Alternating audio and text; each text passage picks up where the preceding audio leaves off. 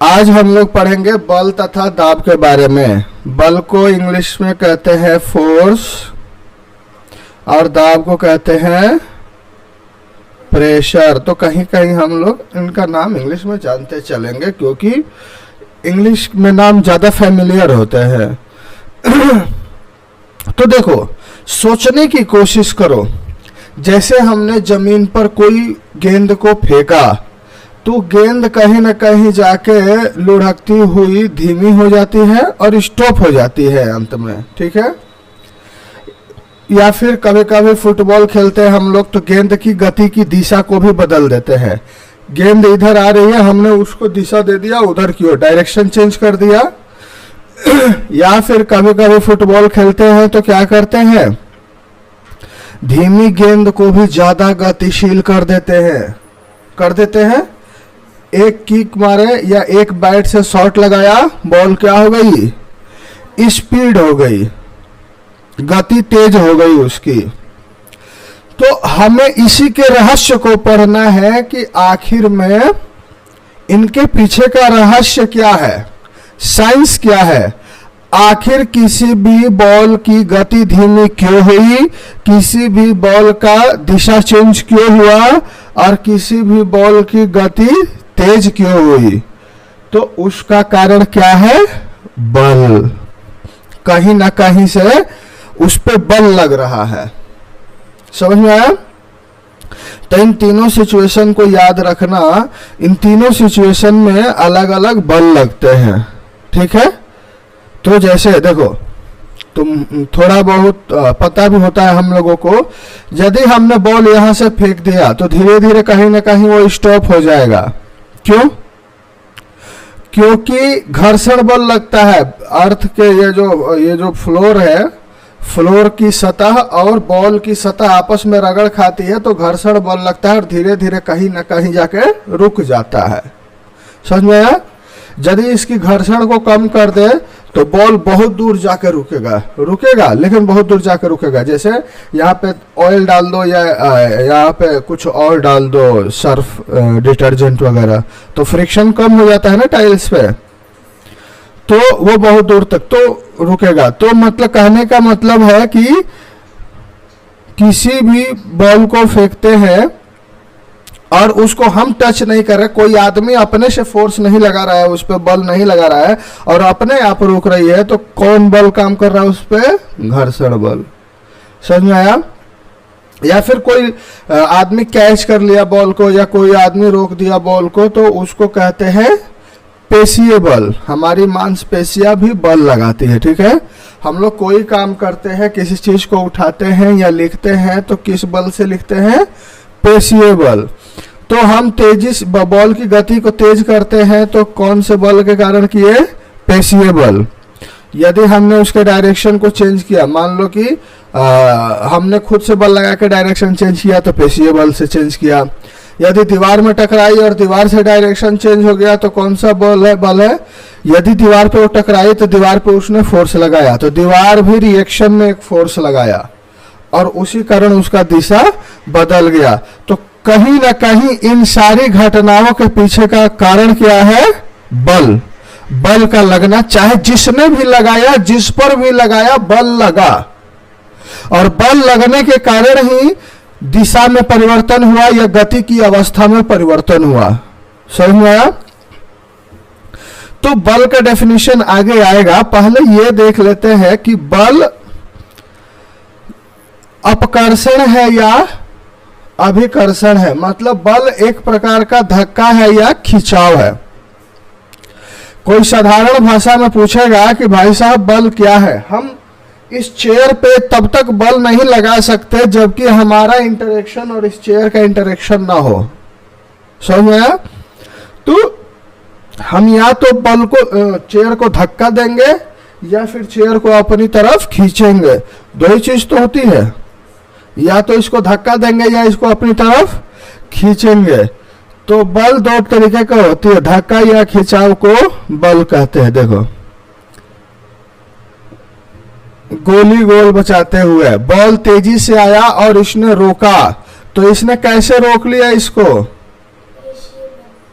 पेशीय बल से इसको रोका, ठीक है, बिना बल लगाए इसकी अवस्था में परिवर्तन नहीं आता। पहले बॉल चल रहा था, अब रुक गया तो अवस्था में परिवर्तन आया ना। अवस्था में परिवर्तन क्यों आया? बल लगा। कौन सा बल लगा? पेशीय बल लगा। हॉकी का खिलाड़ी है, डायरेक्शन बदल रहा है, डायरेक्शन बदल रहा है तो बल लगा तभी डायरेक्शन बदला। क्लियर है? क्षेत्र रक्षक जो फील्डर है क्रिकेट में, वो बाउंड्री लाइन के बाहर जाने से बॉल को रोका, तो इसमें भी बल लगाया। तो कहने का मतलब है कि बल लगेगा तभी अवस्था में परिवर्तन होगा, बिना बल लगाए अवस्था में परिवर्तन नहीं होगा। समझ में आया? अब देखो, ये चीज हमेशा याद रखना, अभिकर्षण और अपकर्षण से कंफ्यूज नहीं होना है। अभिकर्षण मतलब खींचना और अपकर्षण मतलब धक्का देना। समझ में आया? जब हम किसी चीज पे बल लगाते हैं तो या तो हम उसको धक्का देते हैं या फिर उसको खींचते हैं। धक्का देने को हम लोग इंग्लिश में पुश कहते हैं और खींचने को इंग्लिश में पुल कहते हैं। तो पुश और pull of any object is called force. English में इसे एग्जांपल पढ़ते हैं, डेफिनेशन पढ़ते हैं। हिंदी में क्या डेफिनेशन पढ़ते हैं? विज्ञान में किसी भी वस्तु पर लगने वाले धक्के या खिंचाव को बल कहते हैं। यह बल का डेफिनेशन है, ठीक है। एग्जाम में आएगा बल किसे कहते हैं, पक्का आता है, 1 मार्क्स 2 मार्क्स का। तो किसी विज्ञान में किसी भी वस्तु पर लगने वाले धक्के या खिंचाव को बल कहते हैं। पुश और pull of any object is called force. समझ में आया? तो धक्का या खिंचाव को बल कहते हैं, एक लाइन में याद रखना और इसको बना के लिखना है एग्जाम्पल के साथ, ठीक है। बल एक अन्योन्य क्रिया के कारण लगते हैं, इंटरएक्शन के कारण लगते हैं, ठीक है। अन्योन्य क्रिया मतलब इंटरएक्शन। जब तक हम किसी वस्तु को टच नहीं करेंगे हम धक्का कैसे दे सकते हैं या फिर हम कैसे उसको अपनी तरफ खींच सकते हैं, ठीक है। देखो, कार के पीछे एक आदमी खड़ा है, जब तक ये इसको टच नहीं करेगा तब तक धक्का दे सकता है क्या? अब इसने टच कर दिया तब धक्का दे सकता है क्या? तो इंटरएक्शन होना जरूरी है। बल लगाने के लिए इंटरएक्शन होना जरूरी है। क्लियर है? और मान लो कि ये चाहता है कि ये गाड़ी चलती रहे तो इसको लगातार धक्का देते रहना पड़ेगा, नहीं तो गाड़ी फिर कहीं ना कहीं जाके रुक जाएगी। समझ में आया? अब देखो, ये दोनों लड़कियां एक दूसरे को धक्का दे रही है, ये इसे इधर की ओर धक्का दे रही है, ये इसे इधर की ओर धक्का दे रही है। तो धक्का मतलब इंटरेक्शन हो रहा है तभी तो बल लग रहा है। यदि दोनों लड़कियां दूर दूर खड़ा होती तो एक दूसरे को धक्का दे पाती? नहीं धक्का दे पाती। जैसे देखो, ऐसा खेल बहुत लोग खेलते हैं स्कूलों में, तो ये भी किसके कारण हुआ? ये पुल कर रहे हैं एक दूसरे को, ये अपनी तरफ पुल कर रहे हैं, ये अपनी तरफ पुल कर रहे हैं, ठीक है। तो ये भी हमें ध्यान देना होता है कि पुल हो रहा है या पुश हो रहा है, धक्का दे रहा है या खींच रहा है। जैसे ये देखो, बेचारा ये खींच रहा है इधर की ओर और ये खींच रही है इधर की ओर। समझ आया?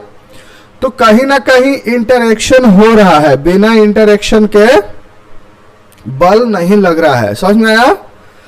तो कभी भी इंटरेक्शन होगा तभी बल लगेगा, ठीक है। तो आओ बल के बारे में और थोड़ी जानकारी लेते हैं। अब जैसे देखो, ये 2 लड़के हैं, 2 लड़के किसी एक ऑब्जेक्ट पे, किसी एक वस्तु पे फोर्स लगा रहे हैं 2 तरीके से। पहले केस में दोनों एक ही डायरेक्शन में बल लगा रहे हैं और दूसरे केस में दोनों अपोजिट डायरेक्शन में, ये इधर की ओर धक्का दे रहा है, ये इधर की ओर धक्का दे रहा है। समझ में आया? तो देखो अब कैसे, अब ये यदि मान लो कि एक लड़का ए फोर्स लगा रहा है और दूसरा लड़का बी फोर्स लगा रहा है, तो दोनों एक दिशा में फोर्स लगाएंगे तो ज्यादा तेजी से उसको धक्का मिलेगा, ज्यादा तेजी से मूव करेगा ऑब्जेक्ट, ज्यादा तेजी से चलेगा ऑब्जेक्ट। अब दूसरी तरफ ये एक दूसरे की तरफ फोर्स लगा रहे हैं उल्टी दिशा में, तो यदि बराबर बराबर फोर्स लगाएंगे तो ये ऑब्जेक्ट ही नहीं चलेगा। और यदि किसी ने ज्यादा धक्का दिया तो ये ऑब्जेक्ट तेज धक्का देने वाले की दिशा में चलेगा। समझ में आया? जो मजबूत होगा उसी का तो धक्का ज्यादा पावरफुल होगा। समझ में आया? तो उसी की तरफ ऑब्जेक्ट खिसकने लगेगा या चलने लगेगा। समझ में आया? जैसे देखो इसमें ये खेल खेले होगे तुम लोग, एक रिबन बना होता है रस्सी पे और रिबन जिधर जाएगा उधर की टीम जीत जाएगी। तो ये दोनों टोलियां रस्सी को खींचती है तो रस्सा खिसकता नहीं। क्यों नहीं खिसक रहा है? जैसे मान लो कि ये भी दोनों इक्वल फोर्स से अपनी तरफ खींच रहे हैं, मतलब दोनों बराबर फोर्स से अपनी तरफ खींच रहे हैं, तो ये रिबन कहीं नहीं जाएगा और दोनों का फोर्स मिलकर 0 हो जाएगा, ना कोई जीतेगा ना कोई हारेगा। और यदि कोई एक टीम ने ज्यादा फोर्स लगा दिया तो वही टीम जीत जाएगी। तो कहने का मतलब है इतने लोग फोर्स लगा रहे हैं फिर भी ये रिबन क्यों नहीं मूव हो रहा है एक तरफ से दूसरी तरफ? क्योंकि वो बराबर फोर्स लगा रहे हैं, उल्टी दिशा में लगा रहे हैं। तो एक बात हमेशा ध्यान देना कि बल के साथ दिशा का भी सूचना होना, पता होना जरूरी है। जैसे हमने 4 न्यूटन का बल लगाया तो हमने किस दिशा में लगाया? ईस्ट की ओर लगाया कि वेस्ट की ओर लगाया, उत्तर की ओर लगाया कि दक्षिण की ओर लगाया, किधर किस दिशा में लगाया फोर्स, ये जरूरी है। समझ में आया? क्योंकि मान लो कि दो लोग फोर्स लगा रहे हैं, बल लगा रहे हैं, तो दोनों की दिशा पता नहीं होगी तो हम नहीं कह सकते हैं कि वस्तु किधर जाएगी, क्योंकि वो लोग एक दूसरे की दिशा में लगा रहे होंगे उल्टी दिशा में, तो वस्तु चलेगी ही नहीं यदि बराबर फोर्स है तो। और यदि एक ही दिशा में लगा रहे हैं तो वस्तु तेजी से चलेगी। समझ में आया? तो देखो, जब वस्तु पर एक ही दिशा में बल लगाए जाते हैं तो बल जुड़ जाते हैं। जैसे एक ने ए लगाया, ए न्यूटन, और इसने बी न्यूटन लगाया, तो ये एक ही दिशा में लग रहा है ना, तो टोटल फोर्स कितना हो जाएगा? कुल बल कितना हो जाएगा? ए प्लस बी, दोनों का बल जुड़ जाएगा, बहुत तेजी से धक्का हो जाएगा। जैसे कहते हैं ना, कोई भारी वस्तु होती है, एक आदमी से नहीं खिसकती है, तो भाई थोड़ा साथ देना, थोड़ा धक्का देना। तो जो धक्का देने वाला दूसरा भाई होता है वो किधर की ओर धक्का देता है? जिधर की ओर पहले से बंदा धक्का दे रहा है। ऐसा थोड़ा है कि इसने मदद के लिए बुलाया और उसने उसको उल्टे डायरेक्शन में बल लगा दिया, तो बोलेगा भाई तू चला जा, निकल जा यहाँ से। समझ में आया? तो एक डायरेक्शन में फोर्स लगाने से बल का परिमाण या बल का मैग्नीट्यूड ऐड हो जाता है, बल ज्यादा हो जाता है। समझ में आया? उसका प्रभाव ज्यादा हो जाता है। अब देखो, यदि किसी वस्तु पर दो बल विपरीत दिशा में कार्य करते हैं तो इस पर लगने वाला कुल बल या नेट बल दोनों बलों के अंतर के बराबर होता है। समझ में आया? देखो इधर, जैसे मान लो कि इसने ए न्यूटन का फोर्स लगाया और इसने बी न्यूटन का फोर्स लगाया, तो इसमें कुल बल कितना हो जाएगा? ए माइनस बी, क्योंकि उल्टी दिशा में लग रहा है, तो उल्टी दिशा में लगने वाला बल माइनस हो जाता है। समझ में आया? एक दिशा में लगने वाला बल प्लस ऐड हो जाता है। समझ में आया? देखो, अब यदि मान लो कि ए बड़ा है, इसने 5 न्यूटन का लगाया और इसने 3 न्यूटन का लगाया, तो नेट बल कितना हो गया? 2 न्यूटन। तो इसका 2 न्यूटन ज्यादा है, तो ये इधर की ओर धक्का दे देगा। आ जाओ।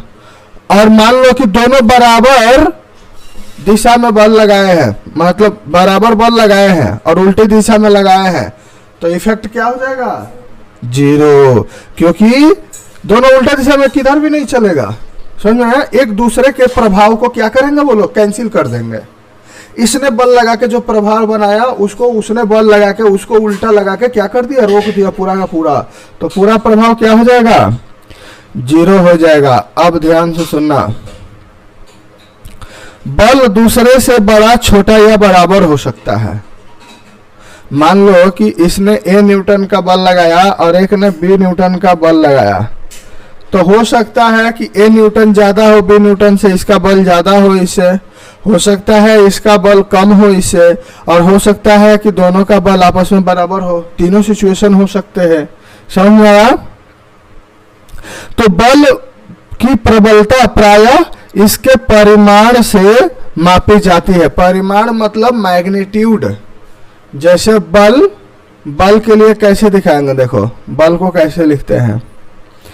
बल इक्वल टू हो गया, जैसे 4 न्यूटन का बल लगाया तो ये 4 न्यूटन जो हो गया ये परिमाण हो गया। और दिशा के लिए मान लो कि हमने लिख दिया उत्तर की ओर बल लग रहा है, तो इससे हमने दिशा बता दिया।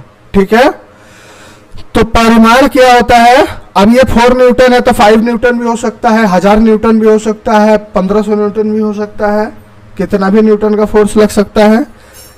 तो ये जो मैग्नीट्यूड है कि कितना तेज बल लग रहा है, कितना ताकतवर चीज से बल लग रहा है, ये परिमाण होता है। क्या होता है, परिमाण। बल का परिमाण है ये, और ये बल की दिशा है। समझ में आया?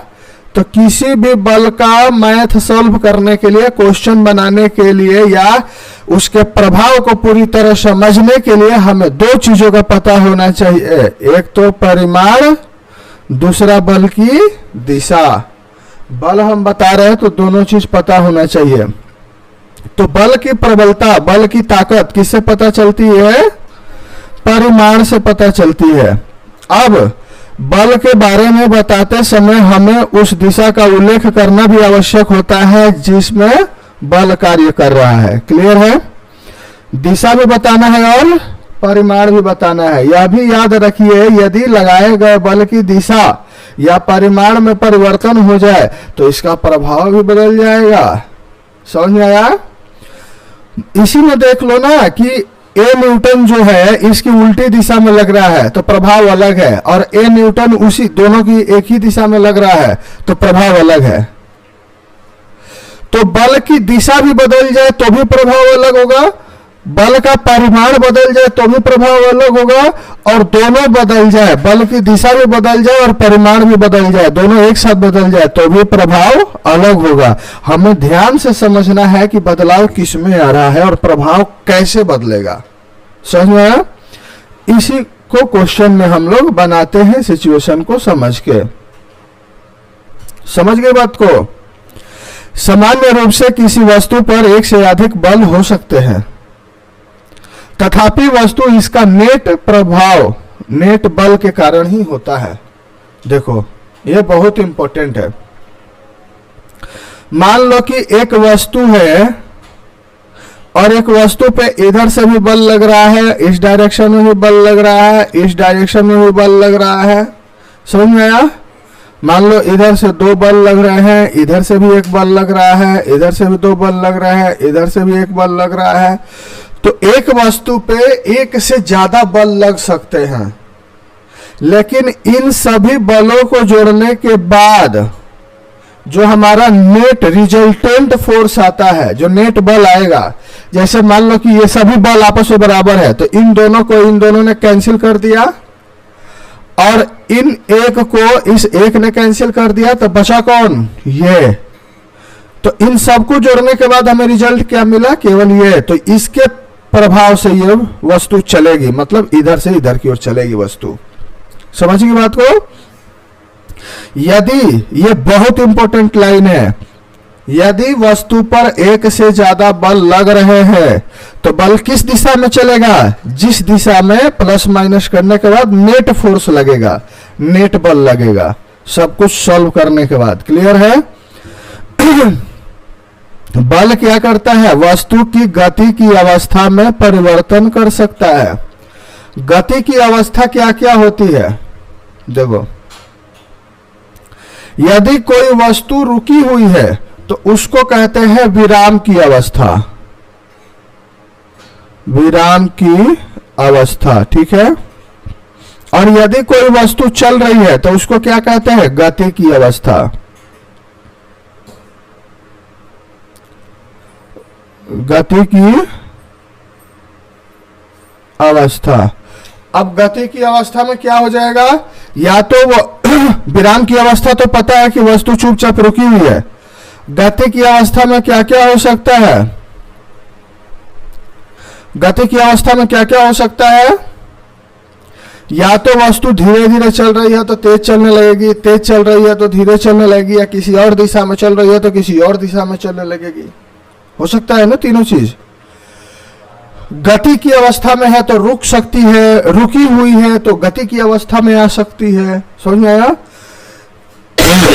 जैसे देखो, विराम की अवस्था में कोई बॉल रखा हुआ है और बल लगाने पे वह गतिशील हो रहा है, चलने लगा, ठीक है। हाथ से मारे तो बॉल चलने लगा, तो ये किस अवस्था से किस अवस्था में गया? अब देखो, जैसे टायर का खेल खेलते थे ना बच्चे, हमने बहुत खेला है अपने बचपन में, टायर दौड़ाते रहते थे दिन भर। तो इससे क्या होता है? देखो, ये पुश कर रहा है, धीरे धीरे धक्का दे रहा है, तो टायर धीरे धीरे चल रहा है, तेजी से चल रहा है। तो क्या हो गया है? देखो, डायरेक्शन कैसे चेंज हो रहा है? डायरेक्शन भी चेंज हो रहा है ना, किसके कारण? बल के कारण। यदि बॉल रुका हुआ है तो गतिशील हो गया, किसके कारण? बल के कारण। और गतिशील रहता तो रोक भी तो सकते थे, किसके कारण? बल के कारण। तो बल गति की अवस्था में क्या करता है? परिवर्तन ला देता है, ठीक है। तो देखो, किसी वस्तु की चाल अथवा उसकी गति की दिशा अथवा दोनों में होने वाले परिवर्तन को इसकी गति की अवस्था में परिवर्तन कहते हैं, ठीक है। और बल द्वारा किसी वस्तु की गति की अवस्था में परिवर्तन लाया जा सकता है। कोई भी वस्तु रुकी हुई है, कोई भी बल, कोई भी गेंद रुका हुआ है, बिना बल के नहीं चलेगा।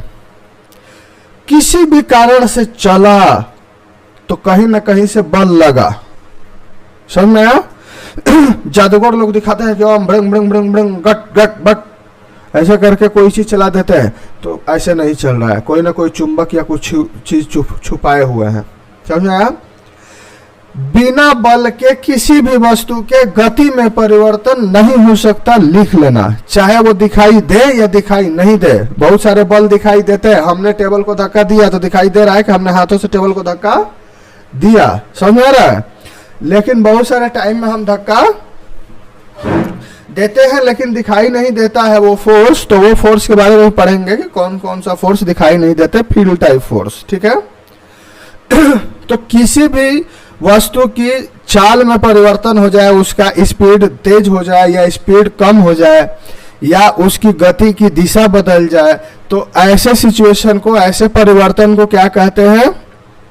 इसकी गति की अवस्था में परिवर्तन। कोई बॉल रुका हुआ है वो चलने लगे, या कोई बॉल चल रहा है वो रुक जाए, या उसका डायरेक्शन बदल जाए, तो क्या कहते हैं? गति की अवस्था में परिवर्तन। और परिवर्तन क्यों होते हैं? उसका क्या कारण है? बल। बिना बल के अवस्था में परिवर्तन नहीं आएगा। समझ में आया? कहीं भी बल उसके अवस्था में परिवर्तन लाने के लिए एकमात्र कारण होते हैं। अब देखो, बल किसी वस्तु की आकृति में परिवर्तन भी करते हैं। जैसे देखो, पिक्चर्स देखो, आटा गूंथ रहे हैं, आटा इधर से उधर मूव नहीं कर रहा है, लेकिन कुछ इसके एटम, कुछ इसके पार्ट्स तो मूव कर रहे हैं ऊपर नीचे। उसके कारण क्या हो रहा है? पूरे के पूरे आटे के शेप में परिवर्तन आ रहा है ना। सीट पे हमने बैठा तो सीट के शेप में परिवर्तन आ रहा है, रबड़ को हमने खींचा तो रबड़ के शेप में परिवर्तन आ रहा है। या फिर एक ये आयरन की रॉड है, इस पे हमने कोई वजनदार चीज रख दिया तो इसके शेप में भी, स्केल के बीचों बीच रखा एक बार, इसके शेप में परिवर्तन ला रहा है। तो ये भी किस कारण होता है? बल के कारण। तो बल के कारण क्या हो गया, या तो गति की अवस्था में परिवर्तन या उसके आकार में परिवर्तन। ये दोनों कारण किस लिए होते हैं, क्योंकि उस पे बल लगता है, बल लग रहा है। समझ में आया, बिना बल के नहीं होगा। क्लियर है ना बात। अब देखो, किसी वस्तु पर बल लगाने से उसकी आकृति में परिवर्तन हो सकता है, यह बात क्लियर है। तो बल लगाने से क्या क्या होगा, अब एक बार में देख लेते हैं, सारा पॉइंट क्लियर हो जाएगा, ध्यान से सुनना। फर्स्ट पॉइंट, किसी भी वस्तु को विराम अवस्था से गति की अवस्था में लाया जा सकता है। क्यों, बल लगाकर। ठीक है, बल लगाने से वो विराम की अवस्था में है तो गति की अवस्था में आ सकता है। देखो, बल क्या करता है, विराम अवस्था से गति अवस्था में किसी वस्तु को ला सकता है, गतिशील वस्तु की चाल में परिवर्तन कर सकता है, या तो स्पीड अप कर दिया, स्पीड बढ़ा दिया, चाल बढ़ा दिया, या स्लो कर देता है, गति को कम कर देता है। ठीक है, उसके लिए भी बल चाहिए। गतिशील वस्तु की दिशा में परिवर्तन कर सकता है, यदि कोई वस्तु उधर से आ रही है तेजी से और हमको उसकी रास्ते बदलना है तो उसके लिए हमको बल लगाना ही पड़ेगा। समझ में आया, तो दिशा भी बदलता है और वस्तु की आकृति में परिवर्तन ला सकता है। क्लियर है, और इनमें से कुछ अथवा सभी प्रभावों को उत्पन्न कर सकता है। हो सकता है कि एक साथ 3 या 4 प्रभाव हो जाए, आकृति में भी परिवर्तन आ जाए, दिशा भी बदल जाए, गतिशील वस्तु भी हो जाए। समझ में आया, कुछ भी हो सकता है लेकिन इनमें से ही होगा। समझ में आया। अब देखो, कोई भी वस्तु बिना बल लगाए अपने आप गति में नहीं आ सकती, इस बात को समझ लेना।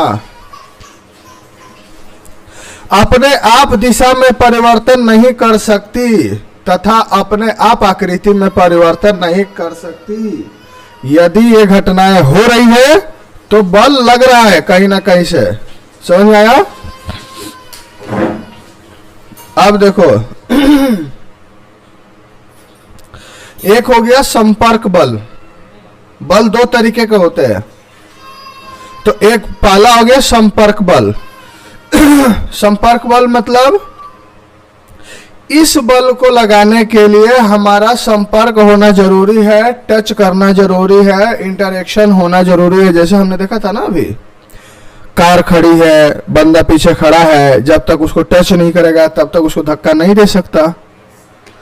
तो जिस बल के लगाने के लिए टच करना जरूरी है वो संपर्क बल होता है, संपर्क करना जरूरी है। ठीक है। उसमें से कौन बल होता है, पहला बल होता है पेशीय बल। जो हम लोग अपने हाथों से काम करते हैं या कोई जानवर बैलगाड़ी खींच रहा है तो वो कौन से बल के कारण होता है, पेशीय बल के कारण। जैसे हम लोग अपने स्कूल के बस्ते को धकेलते हैं या पानी की बाल्टी उठाते हैं तो वो बल कहाँ से आता है, पेशीय बल, हमारे शरीर के अंदर का पेशीय बल होता है। समझ गया। ये बल हमारे शरीर के अंदर की मांसपेशियां लगाती हैं। क्लियर है। हमारी मांसपेशियों के क्रिया स्वरूप लगने वाले बल को पेशीय बल कहते हैं। अंडरलाइन कर लेना इसको। हमारी मांसपेशियों के क्रिया स्वरूप लगने वाले बल को पेशीय बल कहते हैं। क्लियर है बात। अब देखो, पशु भी अपनी शारीरिक क्रियाकलापों के कारण कार्य करते हैं और पेशीय बल लगाते हैं। हम लोग कई पशुओं से काम लेते हैं ना, गाड़ी खींचने का या कहीं आने जाने का, तो वो भी कौन सा बल का उपयोग करते हैं, पेशीय बल का उपयोग करते हैं। क्लियर है। अब देखो, संपर्क बल क्यों कहते हैं इसको, क्योंकि पेशीय बल तभी लगाया जा सकता है जब पेशियां किसी वस्तु के संपर्क में हो। क्लियर है। इसीलिए इसे संपर्क बल कहते हैं। पूछ देगा संपर्क बल के उदाहरण बताओ, समझ में आया, तो क्या लिखेंगे, पेशीय बल। क्यों, क्योंकि पेशीय बल लगने के लिए संपर्क होना जरूरी है। अब देखो दूसरा, घर्षण बल।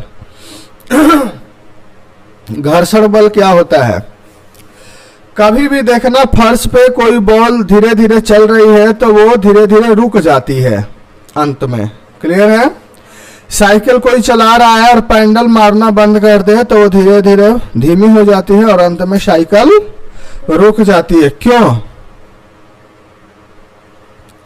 कोई भी वस्तु यदि गति कर रही है, कोई भी वस्तु गति कर रही है तो वो जिस सरफेस पे या जिस सतह पे गति कर रही है वो सरफेस जो है उस पे एक गति की उल्टी दिशा में फोर्स लगाता है। उस फोर्स को घर्षण बल कहते हैं। समझ में आया? जैसे देखो जैसे ये एक टेबल है, इस पे कोई वस्तु चल रही है इधर की ओर, ठीक है? तो ये जो टेबल है इस वस्तु पे पीछे की ओर एक फोर्स लगाता है। टेबल चाहता है कि वस्तु रुक जाए। हमेशा ये फोर्स गति की उल्टी दिशा में लगाता है, ठीक है? तो कोई भी वस्तु यदि मूव कर रही है, चल रही है, तो एक फोर्स उस पे लगता है दो सरफेस के कांटेक्ट में आने के कारण, जो हमेशा गति की उल्टी दिशा में लगता है। उस फोर्स को, उस बल को कहते हैं घर्षण बल। गति की अवस्था में परिवर्तन किस कारण से हो रहा है? घर्षण बल के कारण। देखो, कभी भी कोई भी वस्तु गति कर रही है तो गति की अवस्था में परिवर्तन आता है, तो कई फोर्स के कारण आता है। उसमें से एक फोर्स है घर्षण बल, ठीक है? ये दो सरफेस के कांटेक्ट में आने के कारण होता है। देखो, फर्श तथा गेंद की सतह के बीच लगने वाला घर्षण बल ही गति को विराम अवस्था में लाता है। जैसे हमने इस फ्लोर पे एक बॉल को फेंका तो बॉल क्यों रुकता है? क्योंकि ये फ्लोर उस पे उल्टी दिशा में बल लगा रहा है। बॉल जा रहा है इस दिशा में और वो लगाएगा पीछे की ओर, ठीक है? जैसे मान लो कि ये हमारा फ्लोर है, इस पे एक बॉल है जो इधर की ओर गतिशील है, तो ये सतह जो है, जो हमारा फ्लोर है, इस बॉल पे फोर्स लगाएगा किधर? उल्टी दिशा में। चाहेगा कि ये बॉल रुक जाए, कहीं ना कहीं रुक जाए। तो इसी बल को क्या कहते हैं हम? घर्षण बल। समझ में आया? घर्षण बल हमेशा मोशन की उल्टी दिशा में लगता है, गति की उल्टी दिशा में लगता है। इसी प्रकार पानी अथवा नाव की सतहों के बीच घर्षण बल लगता है। यदि खेने वाला आदमी जो खेता है ना पानी में नाव को, जो पुश करके पानी को और पीछे की ओर पुश करके आगे की तरफ बढ़ता रहता है, यदि वो मेहनत करना बंद कर दे, या नाव में मशीन जो चल रही है, जो पानी को काटने का काम कर रही है, वो मशीन चलना बंद कर दे तो नाव रुक जाएगा कहीं ना कहीं। क्यों? क्योंकि नाव की सतह और पानी की सतह के बीच में एक फोर्स लग रहा है। वो किधर की ओर लग रहा है? उल्टी तरफ। मतलब नाव चल रही है आगे की तरफ और वो लग रहा है पीछे की तरफ। तो वो क्यों लग रहा है? वो रोकना चाह रहा है नाव को। तो ऐसे फोर्स को क्या कहते हैं? घर्षण बल। क्योंकि दो सतह के कांटेक्ट में आने के कारण लग रहे हैं। क्लियर है? घर्षण बल सभी गतिशील वस्तुओं पर लगता है और इसकी दिशा सदैव गति की दिशा के विपरीत ही होती है। हमेशा याद रखना, घर्षण बल कभी भी किसी भी गति को बढ़ाता नहीं है, हमेशा गति की उल्टी दिशा में लगता है। ठीक है? जिधर वस्तु जा रही है उसके विपरीत दिशा में लगेगा। क्योंकि घर्षण बल दो सतहों के बीच संपर्क आने के कारण होता है, इसीलिए इसको भी संपर्क बल कहते हैं। समझ में आया? तो संपर्क बल में कितने हो गए? पेशीय बल और घर्षण बल, दो उदाहरण हो गए, याद रखना। असंपर्क बल, इसको फील्ड फोर्स भी कहते हैं। मतलब बिना टच किए, बिना इंटरेक्शन के किसी भी वस्तु को अपनी तरफ खींचना असंपर्क बल कहलाता है। जैसे कोई चुंबक है, किसी लोहे की वस्तु को या किसी दूसरे चुंबक को अपनी तरफ खींच सकता है, तो खींचने के लिए उसमें टच करना जरूरी है? नहीं, वो दूर से भी खींच लेता है। तो ऐसे बल को हम क्या कहते हैं? असंपर्क बल कहते हैं। समझ में आया? जैसे दो चुंबकों के बीच आकर्षण या प्रतिकर्षण का बल। अब आकर्षण बल क्यों लगता है, प्रतिकर्षण बल क्यों लगता है? देखो, चुंबक में हमेशा दो पोल होते हैं, समझ में आया? याद रखना, रिकॉर्डिंग को सुनना, बार बार पता चल जाएगा। एक होता है, मान लो कि ये हो गया इसका नॉर्थ पोल और ये हो गया इसका साउथ पोल, तो ये हो गया नॉर्थ पोल और ये हो गया साउथ पोल। तो जब अपोजिट पोल एक दूसरे के फेस टू फेस आते हैं, नजदीक आते हैं, तो आकर्षण होता है, ये एक दूसरे को खींचते हैं अपनी तरफ, ठीक है। और जैसे नॉर्थ पोल हो गया, जैसे साउथ पोल, ये साउथ है और ये साउथ हो गया, तो एक ही टाइप के पोल जो होते हैं, समान पोल, ये इधर की ओर धक्का देगा और ये उधर की ओर धक्का देगा, एक दूसरे को ये धक्का देते हैं, पुश करेंगे, इसको कहते हैं विकर्षण बल। समझ में आया? इसको क्या कहते हैं? आकर्षण। और दूसरे वाले को क्या कहते हैं? विकर्षण। Opposite pole attract each other और same pole repel each other. विकर्षित, एक दूसरे को धक्का देके के भगाते हैं। समझ में आया? तो एक दूसरे को टच तो नहीं कर रहे हैं, तो ऐसे फोर्स को क्या कहते हैं? असंपर्क फोर्स। इनको लगाने के लिए संपर्क में आने की जरूरत नहीं होती है। तो चुंबकीय बल क्या होता है? एक असंपर्क बल होता है। समझ में आया? चुंबक के द्वारा लगने वाला बल असंपर्क बल होता है। देखो, एक चुंबक दूसरे चुंबक पर जो बल लगा बगैर संपर्क में आए बल लगा सकता है, और चुंबक द्वारा लगाया गया एक असंपर्क बल का उदाहरण है। जो बल है वो असंपर्क बल का उदाहरण है। समझ में आया? एक और असंपर्क बल है स्थिर विद्युत बल। स्थिर विद्युत बल जैसे हम लोग बचपन में अपने क्लास में करते थे, पता नहीं तुम लोग करते हो कि नहीं। कागज के टुकड़े को तोड़ देते हैं और प्लास्टिक को बाल में रगड़ते हैं, हाँ, और उससे कहते हैं कि देखो ये कागज के टुकड़े को उठा लिया, ये जादू हो गया। समझ में आया? तो वो जादू नहीं होता है, वो स्थिर वैद्युत बल होता है। उसे इलेक्ट्रोस्टैटिक फोर्स कहते हैं। क्या कहते हैं? इलेक्ट्रोस्टैटिक फोर्स कहते हैं। उसमें इलेक्ट्रॉन्स जो होते हैं, ये आवेश जिसको कहते हैं हम लोग, आवेश के कारण वो फोर्स लगते हैं। देखो, जैसे ये एक्सपेरिमेंट किया गया है, कागज से रगड़ा हुआ स्ट्रॉ दूसरे स्ट्रॉ को आकर्षित करता है, लेकिन यदि लटका हुआ स्ट्रॉ भी कागज की शीट से रगड़ा जाए तो यह उसे प्रतिकर्षित करेगा। जैसे देखो, मान लो कि एक स्ट्रॉ लटका हुआ है, ठीक है, और एक स्ट्रॉ को हमने कागज से रगड़ के लाया, बहुत सारा रगड़ के लाया इसको, ठीक है। तो इस पे क्या आ गया? ये आवेशित हो गया, इस पे चार्ज आ गया। ये क्या हो गया? आवेशित हो गया। मान लो कि इस पे कोई भी चार्ज आ गया, माइनस चार्ज या प्लस चार्ज मान लो आ गया इस पे, ठीक है। तो ये आवेशित मतलब इस पे चार्ज आ गया, ठीक है। चार्ज आ गया, लेकिन इसको नहीं रगड़ा गया है, ये जो हैंग कर रहा है इसको नहीं रगड़ा गया है। तो ये इस रॉड को हमेशा आकर्षित करेगा, इसको अपनी तरफ खींचेगा। इसको आकर्षण का फोर्स कहेंगे, अट्रैक्शन, फोर्स ऑफ अट्रैक्शन कहते हैं इंग्लिश में इसको, फोर्स ऑफ अट्रैक्शन। एक पे चार्ज है, एक पे चार्ज नहीं है। यदि इसको भी कागज के टुकड़े से रगड़ देते हैं, मान लो कि दूसरा केस देखते हैं, ये केस 2 है,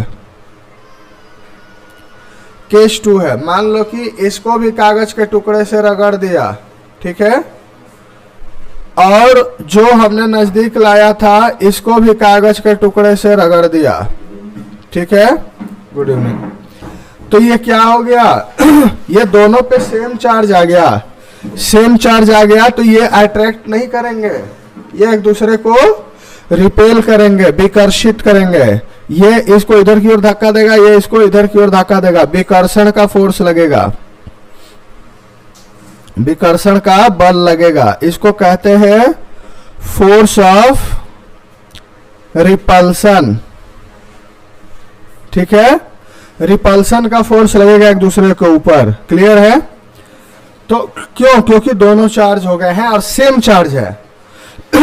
तीसरा केस देखो, यदि कोई निगेटिव चार्ज है और कोई एक प्लस पॉजिटिव चार्ज है, तो इस पर भी अट्रैक्शन का फोर्स लगेगा। समझ में आया? ये आकर्षण का बल लगेगा,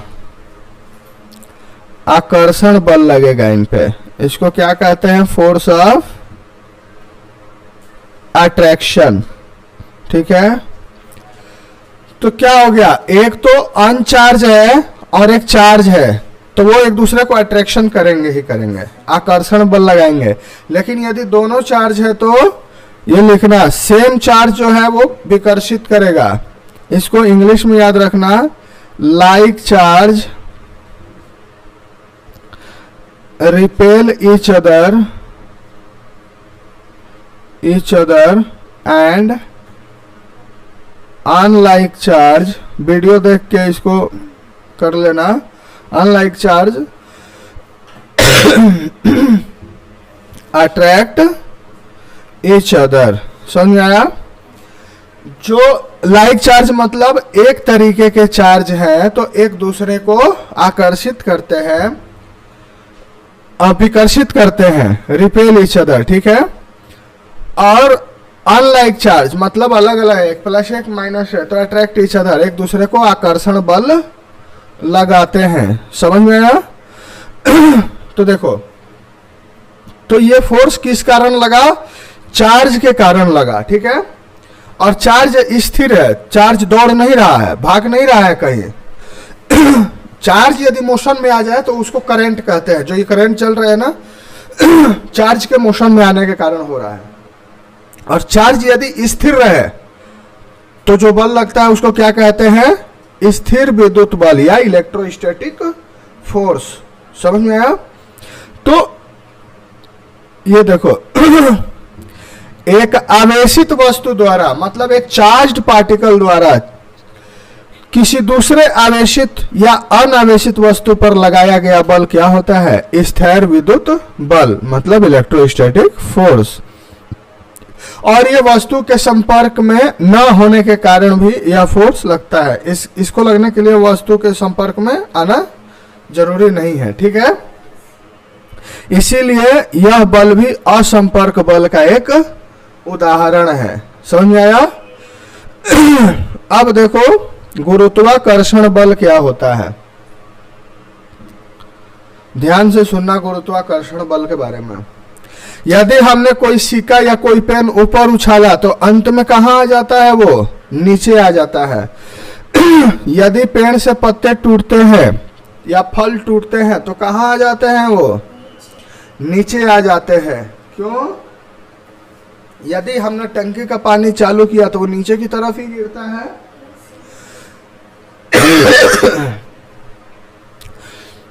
क्यों? यदि कोई एरोप्लेन से नीचे की ओर जंप करता है तो वो नीचे ही आता है ना। कोई हेलीकॉप्टर से जंप करता है, क्यों? पृथ्वी जो है किसी भी वस्तु को अपनी तरफ आकर्षित करती है, अपनी तरफ खींचती है। स्पेस में देखी होगी, स्पेस में पानी पीना मुश्किल होता है। क्यों? क्योंकि वहां गुरुत्वाकर्षण बल नहीं होता है। लेकिन हम धरती पे बैठे हुए हैं, क्यों? क्योंकि गुरुत्वाकर्षण बल है। तो पृथ्वी हर वस्तु को अपनी तरफ आकर्षित करती है और इसी आकर्षण को, इसी बल को गुरुत्व बल या गुरुत्वाकर्षण बल कहते हैं। समझ में आया? और ये प्रत्येक वस्तु पे लगता है। अर्थ पे ऐसी कोई वस्तु नहीं है जिस पे गुरुत्वाकर्षण बल नहीं लग रहा है। गुरुत्वाकर्षण के बल के कारण ही क्या होता है? धरती जो होती है वो जब हम नल खोलते हैं तो वो पानी नीचे की तरफ धरती की तरफ आता है, क्यों? गुरुत्वाकर्षण बल के कारण। गुरुत्वाकर्षण बल के कारण ही नदियों का पानी नीचे की तरफ बहता है। समझ में आया? गुरुत्वाकर्षण बल हमारे ऊपर बगैर हमारी जानकारी के हमेशा लगता रहता है। गुरुत्वाकर्षण बल हमेशा हमारे ऊपर, चाहे वस्तु कितनी भी छोटी हो या कितनी भी बड़ी हो, हमेशा हमारे ऊपर पृथ्वी अट्रैक्टिव फोर्स लगाती है, अपनी तरफ खींचती है। इस बल को क्या कहते हैं? गुरुत्वाकर्षण बल कहते हैं। समझ में आया? हम लोग पढ़ते हैं दाब के बारे में, ठीक है? दाब मतलब प्रेशर, ठीक है? कभी देखिए कि चक्रवात हवा जो होती है, जो टीन का छत होता है, तो छतों को उड़ा ले जाती है। क्यों? क्योंकि हवा जब तेजी से बहती है, चक्रवात हवा में जब हवा का प्रेशर वहां पे कम हो जाता है तो टीन अपने आप उठ के उड़ जाता है। समझ में आया? कभी लकड़ी के तख्ते पर कील को ठोकते हुए देखी होगी, वो नुकीली साइड से तेजी से अंदर चला जाता है लेकिन दूसरी साइड से नहीं जाता है। क्यों? क्योंकि प्रेशर के कारण होता है। समझ में आया? यदि हम सब्जी को ब्लंट चाकू या कुंठित चाकू, भोथर चाकू से काटते हैं तो वो नहीं कटता है अच्छे से, लेकिन तीखा चाकू से जिसमें धार तेज है काटते हैं तो सब्जी तेजी से कट जाता है। ये सबके पीछे कहीं ना कहीं कारण क्या है? दाब। समझ में आया? तो सबसे पहले जानते हैं कि दाब किसे कहते हैं? प्रेशर। प्रेशर किसे कहते हैं?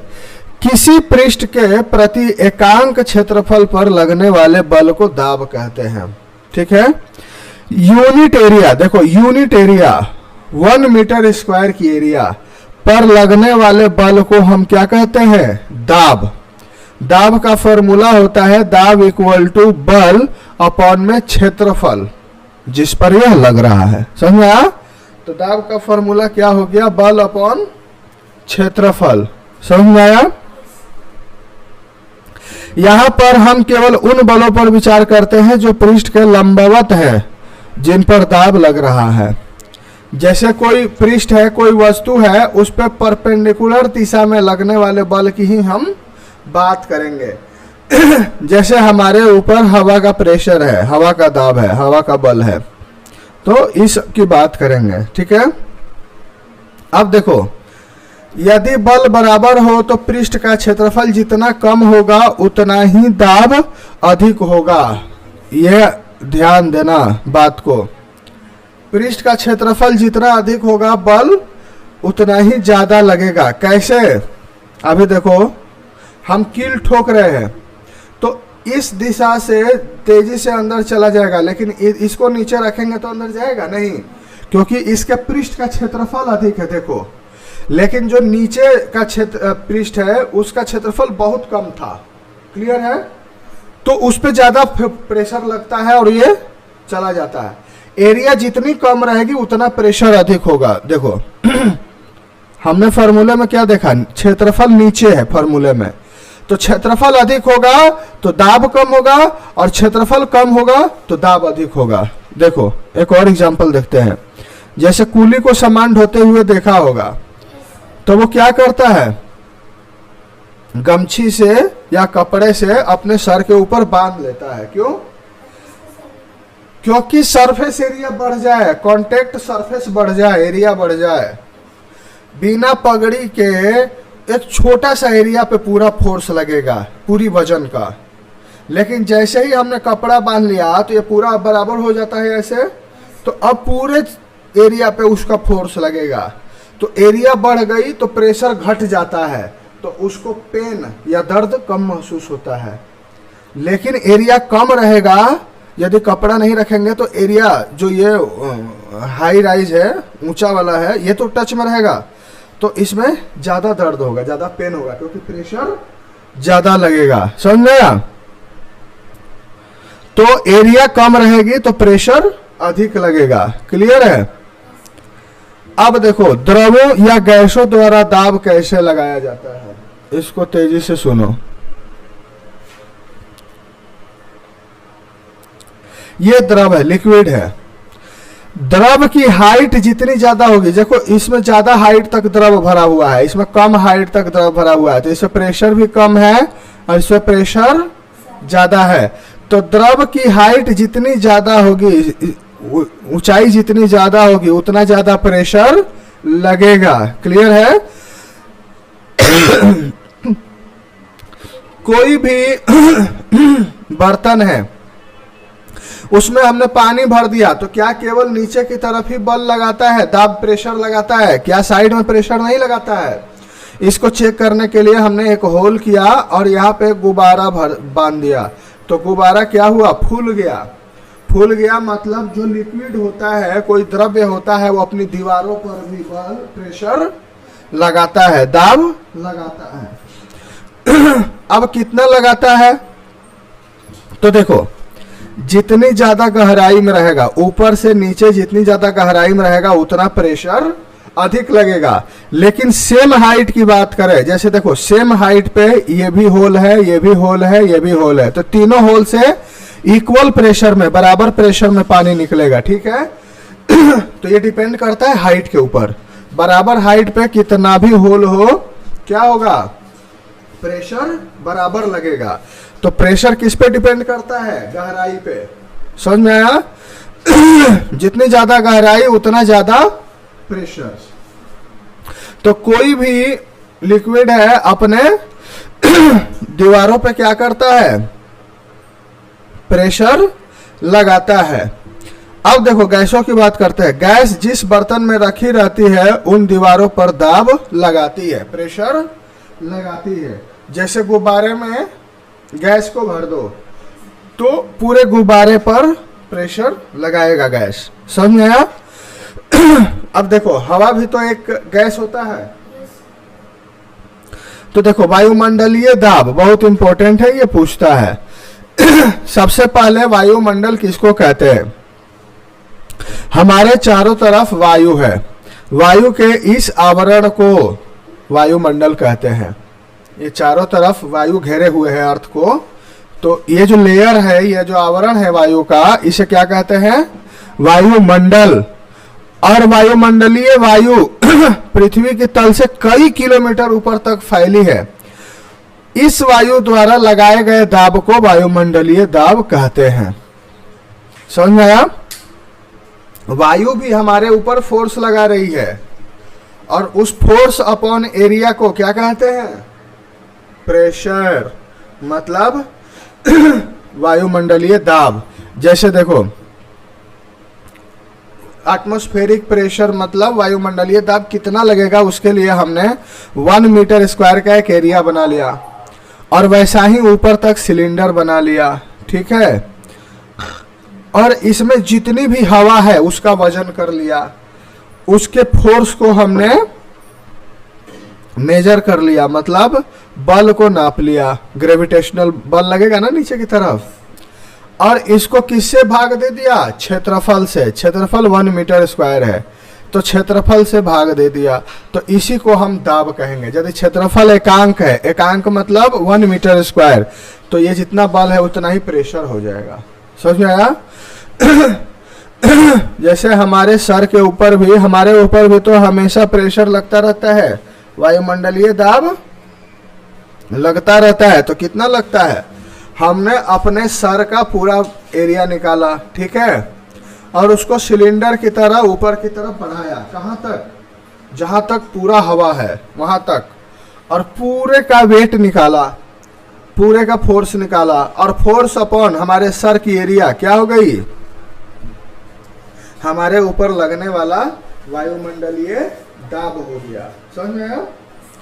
अब देखो, एक 15 इंटू 15 सेंटीमीटर स्क्वायर क्षेत्रफल का वायुमंडल की ऊंचाई के बराबर स्तंभ की वायु के कारण लगने वाला बल कितना होता है? 225 केजी द्रव्यमान के किसी पिंड पर लगने वाले गुरुत्व बल, मतलब इतना न्यूटन के बराबर होता है। मतलब मान लो कि हमारे कोई 15 सेंटीमीटर लंबा और 15 सेंटीमीटर चौड़ा कोई एरिया है, क्षेत्रफल है। जैसे हमारा सर है, हमारे सर के ऊपर कितना लग रहा है प्रेशर, हमारे सर के ऊपर वायुमंडल का कितना बोझ है, कितना बल लग रहा है, जितना बल लग रहा है, जितना 225 केजी का वस्तु हम अपने सर पे उठा लें और जितना फोर्स लगेगा 225, 2.25 क्विंटल का द्रव्यमान हमारे सर के ऊपर है हमेशा। समझ में आया? अब हमारे शरीर के अंदर का दाब वायुमंडलीय दाब के बराबर होता है और इसी तरह ये दोनों दाब आपस में संतुलित होते हैं। तो हम नीचे की तरफ दब क्यों नहीं जाते? जब 2.25 क्विंटल का वजन हमारे ऊपर है तो हमें तो महसूस नहीं हो रहा है क्योंकि हमारे सर, हमारे बॉडी के अंदर से भी प्रेशर लग रहा है। समझ में आया? हमारे बॉडी के अंदर से भी प्रेशर लग रहा है तो ये अंदर का प्रेशर और बाहर का प्रेशर दोनों बराबर होते हैं। समझ में आया? तो एक दूसरे के प्रभाव को कैंसिल कर देते हैं। समझ में आया? यदि ऊपर का प्रेशर, ऊपर ऊंचाई पे पर्वत पे जाते हैं तो वायुमंडल का वजन कम हो जाएगा ना, तो हवा का प्रेशर कम हो जाता है हमारे ऊपर, तो अंदर का प्रेशर तो उतना ही रहता है। तो अंदर का प्रेशर ज्यादा हो गया तो हमारे नाक से खून निकलने लगता है। समझ में आया? तो हवा का हमारे ऊपर कितना वजन है? 225 केजी का। समझ में आया? क्योंकि हमारा शरीर का मान लो 15 × 15 क्या है, एरिया है। समझ की बात को? तो इतना है। अब देखो, यदि हवा नहीं रहे तो क्या होगा, ये भी एक बात जान लेते हैं। वैक्यूम में भी बहुत ताकत होती है, हवा ही ताकत नहीं लगा रही है। 2 सिलेंडर को, मतलब हेमीस्फेयर कटोरे को, कटोरे टाइप के शेप को, 2 हेमीस्फेयर को मान लो हमने जोड़ दिया और वैक्यूम पंप से हमने हवा निकाल दी तो अंदर वैक्यूम बन गया, अंदर बिल्कुल हवा नहीं है। तो ये इतनी तेजी से एक दूसरे से चिपक जाएंगे जिसको कि देखो इतने हॉर्स की झुंड है, इतने घोड़ों की झुंड है, इसको नहीं खींच पा रहे, इतनी ताकत आ गई इसमें। समझ में आया? बिल्कुल हवा नहीं रहे तो भी बहुत ज्यादा प्रेशर लगता है, हम किसी चीज से चिपक जाते हैं। जैसे छिपकली दीवारों पे चलती है, क्या करती है, वो अपने पैर को जब दबाती है तो उसके पैर के नीचे से हवा निकल जाती है तो उसका पैर चिपक जाता है। समझ में आया?